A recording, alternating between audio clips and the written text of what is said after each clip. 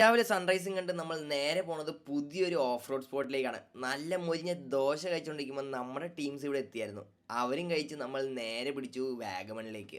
Off road വണ്ടികൾക്ക് പ്രത്യേക ഒരു ഭംഗിയാണ്. എവിടെ നിർത്തിയാലും ആരായാലും ഒന്ന് നോക്കിപ്പോകും. നമ്മൾ സ്പോട്ട് എത്തി വെൽക്കം ഡ്രിങ്ക്സും കുടിച്ച് നേരെ പോയി നമ്മുടെ നാരോ ഹിൽസിന്റെ സ്റ്റാർട്ടിംഗ് പോയിന്റിൽ. അവിടെ എത്തിയപ്പോൾ തന്നെ പേപ്പറിലൊക്കെ ഒപ്പിട്ട് വണ്ടിയുടെ ടയർ പ്രഷറും കുറച്ച് ചെസ്സോടെ വക ചെറിയൊരു ബ്രീഫിംഗ് ഉണ്ടായി. 3.5 കിലോമീറ്റർ ലെങ്ത് ഉള്ള ഒരു ട്രെയിൽസ് ആണ് ഈ ഒരു നാരോ ഹിൽസ്. ഇവിടെ നിങ്ങൾക്ക് ഈസി, മീഡിയം ആൻഡ് ഹാർഡ് ആയിട്ടുള്ള ട്രെയിൽസ് ആയിരിക്കും നിങ്ങൾക്ക് കാണാൻ പോണത്. പരിപാടി തുടങ്ങി ആദ്യത്തെ സെഷൻ നമ്മൾ ഈസി ആയിട്ട് കവർ ചെയ്തു. അത് കഴിഞ്ഞിട്ടാണ് ഇവരുടെ ടഫസ്റ്റ് സെഷൻ വന്നത്. അവിടെ ഓൾറെഡി വണ്ടികൾ പോയി കുഴിയായതുകൊണ്ട് ഭയങ്കര ബുദ്ധിമുട്ടായിരുന്നു. താറായാലും ജിമിനി ആയാലും രണ്ടും പെട്ടു. അതൊക്കെ വലിച്ചു കയറ്റി പിന്നെയാണ് ഇവരുടെ ഏറ്റവും ടഫസ്റ്റ് ആയിട്ടുള്ള ഒരു കയറ്റം വന്നത്.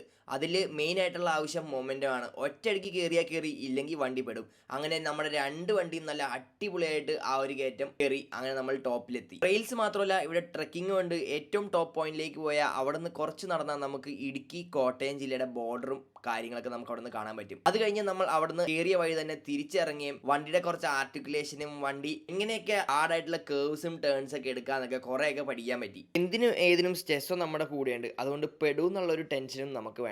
3-3.5 മണിക്കൂർ കൊണ്ട് നമ്മൾ നമ്മുടെ ട്രെയിൽസ് തീർത്ത് നേരെ താഴെത്തിയിട്ട് അവരുടെ വക ഫുഡ് ഉണ്ടായി. അപ്പോൾ പല പാക്കേജസിലാണ് നാരോ ഹിൽസിൽ നിങ്ങൾക്ക് ഈ ഒരു ട്രെയിൽസ് ഓടിക്കാൻ പറ്റുക. അപ്പോൾ do contact narrow hills for more details.